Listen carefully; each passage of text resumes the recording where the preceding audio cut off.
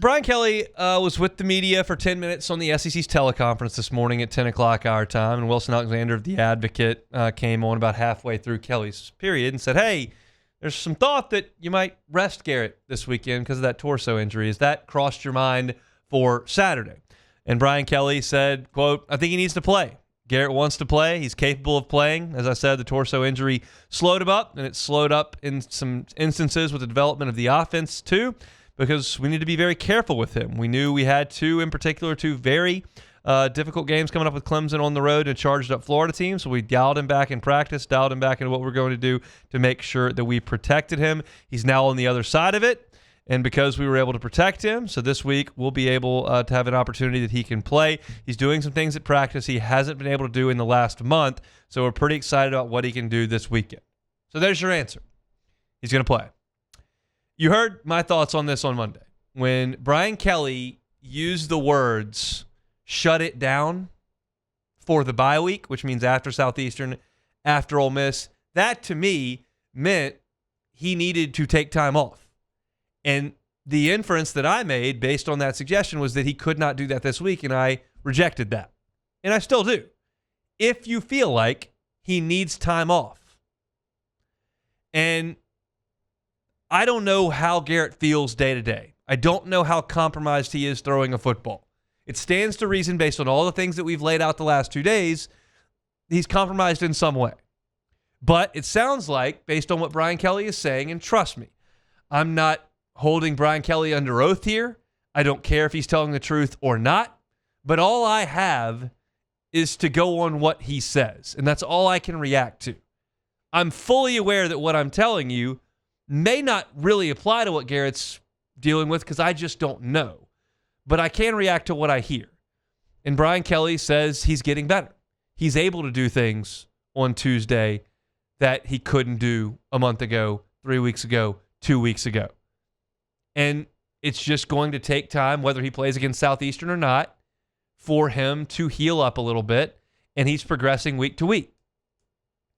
And if that's the case, okay, I'd still sit him, but put him out there, get into some rhythm, let him handle some of the new wrinkles you're putting into the running game potentially, get some reps in practice. That's not going to hurt your offensive continuity if he's out there getting some reps in practice. And then, again, like I said on Monday, my sincere hope is that Garrett Nussmeier is not playing in the second half of this game. You need the defense to pitch a shutout, make sure they don't have any. Southeastern has no points at halftime.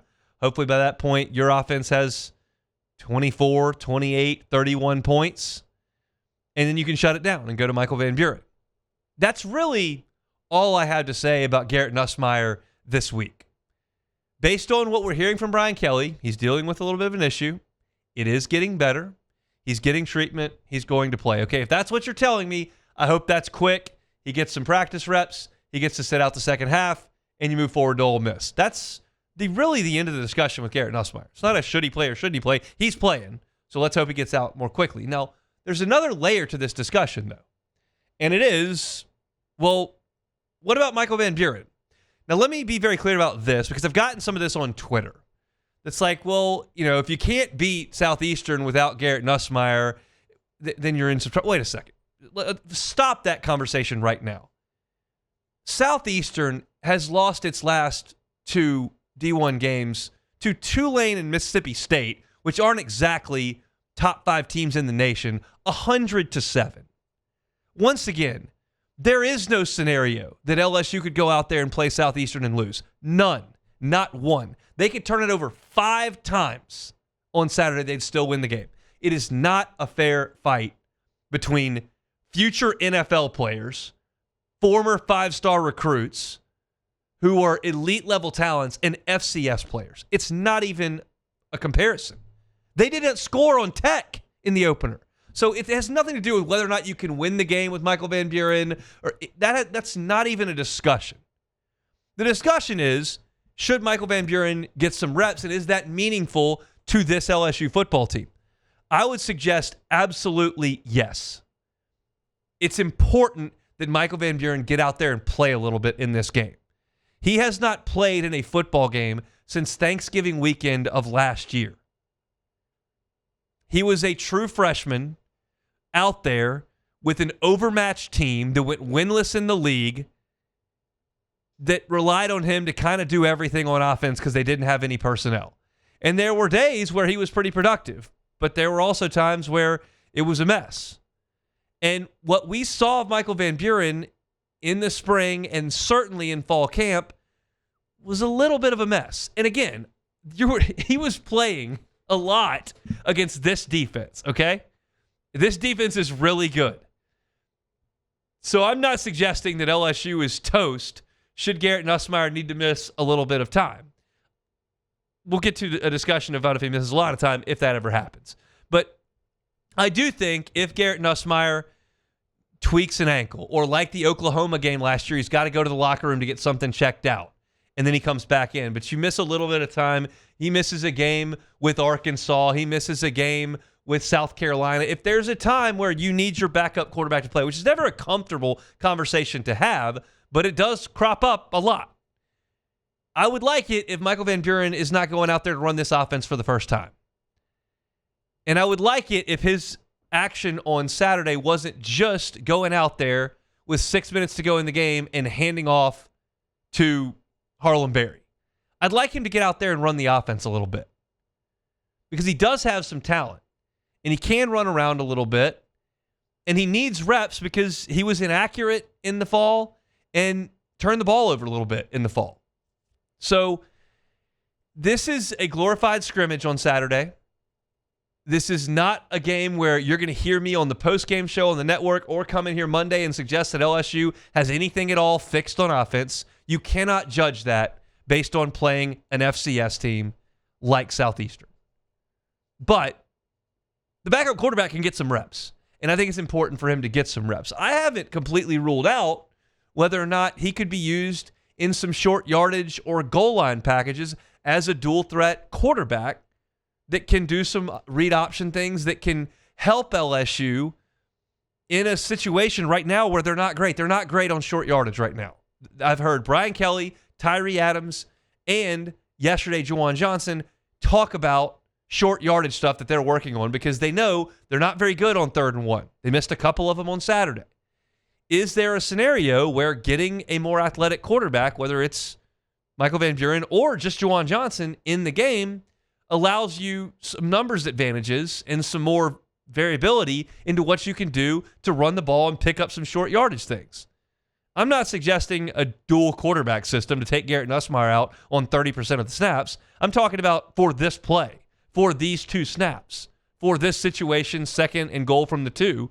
Or they're like, and so I would rather Michael Van Buren go out there in a 35-0 game and get his feet wet in purple and gold with a center that he might be working with some running backs he might be working with some wide receivers he might be working with some tight ends he certainly will be working with because Trey'Dez is out. Like, I'd like him to do that. And I think it's important that he does. I would like it to be the entire game, but that's not going to happen. So the next logical point in the conversation is, okay, how much and what do you need? And I sincerely hope that on Saturday, Michael Van Buren doesn't just go out there to hand the ball off for the last 6 minutes because LSU's offense sputtered again and you just won the game 28-3, and that would be a great disappointment on Saturday. So I think what we saw from Michael Van Buren showed he's a little bit rusty, showed he needs a lot of development.